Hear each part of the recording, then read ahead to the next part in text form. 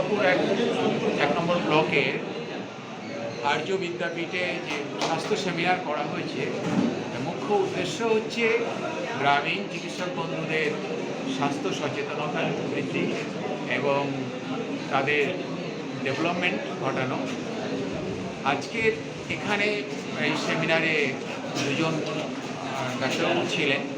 প্রথমে আলোচনা হয়েছে সোয়াইন ফ্লু নিয়ে, দ্বিতীয় আলোচনা হয়েছে কার্ডিয়াক ডিজিজ নিয়ে, এবং এখানে যারা আলোচনা করেছেন তারা এমএসসি সম্মানীয় ডাক্তার, আমাদের ভাতৃপ্রতিম সংগঠন।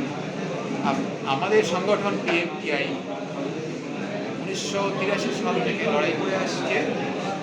আমাদের মূল দাবি সমস্ত গ্রামীণ চিকিৎসকদের নাম নথিভুক্ত করা, দ্বিতীয়ত তাদের বৈজ্ঞানিক ট্রেনিং দেওয়া এবং ট্রেনিং শেষে সার্টিফিকেট দেওয়া, তৃতীয় দাবি হচ্ছে স্বাস্থ্য পরিষেবায় তাদের নাম তাদের নিয়োগ করা। এই দাবিগুলোর ভিত্তিতে আমরা দীর্ঘদিন ধরে লড়াই করতে করতে গত 1 মার্চ কলকাতাতে আমাদের 15,000-এর বেশি গ্রামীণ চিকিৎসকদের এক বিরাট মিছিল হয়। সেই মিছিলে স্বাস্থ্য ভবনে এবং মুখ্যমন্ত্রীর কাছে ডেপুটেশন দেওয়া হয়েছে। সরকার স্বাস্থ্য ভবন আমাদের এই দাবিগুলোর যথার্থতা স্বীকার করে নিয়ে দাবিগুলো মেনে নিয়েছেন।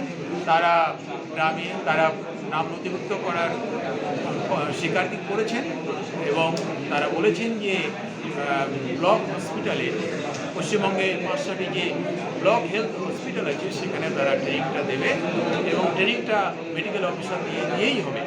ট্রেনিং শেষে সার্টিফিকেট তারা দেবেন, কিন্তু তাদের জন্য তারা সময় চেয়েছেন। এখন আমরা সেই সময়ের অপেক্ষা করছি কবে তারা শুরু করেন।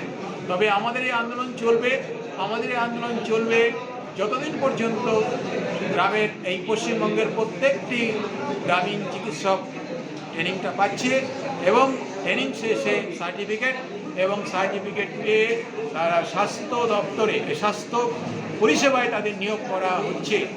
যতদিন না পর্যন্ত এই কাজটি সরকার করছে, আমাদের এই দাবি ভিত্তিতে আন্দোলন চলবে। আপনার নাম? আমার নাম দেবব্রত বিশ্বাস। আপনার পরিচয়? আমি জেলা সেক্রেটারিয়েট বডির সম্পাদক মণ্ডলীর সদস্য, সাথে সাথে রাজ্য সম্পাদক মণ্ডলীর সদস্য।